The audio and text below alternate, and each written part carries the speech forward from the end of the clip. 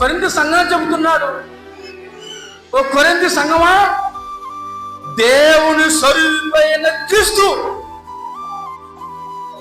ఈ క్రీస్తు ఎవరంటే దేవుని స్వరూపం. ఈ దేవుని స్వరూపమైన క్రీస్తు మహిమను కనపరచు సువార్త ప్రకాశము వారికి ప్రకాశింపకున్న నిమిత్తము ఈ యుగ సంబంధమైన దేవత ఏమి చేసింది?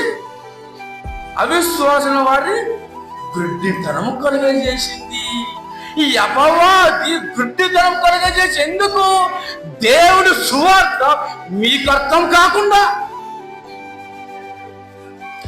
దేవుని స్వరూపమైన క్రీస్తు మీకు అర్థం కాకోకుండా యుగ సంబంధమైన దేవత మీ కన్నులకు గుడ్డితనం కలుగజేసింది. కాబట్టి వాక్యం మీకు అర్థం కాదు, పవిత్రత మీకు అర్థం కాదు, వాక్యము సత్యం మీకు అర్థం కాదు, మందిరముకి విలువ అర్థం కాదు. ఎందుకు?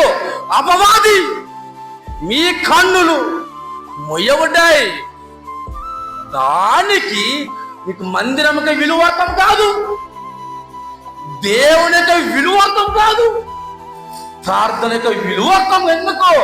యుగ సంబంధమైన దేవత మీ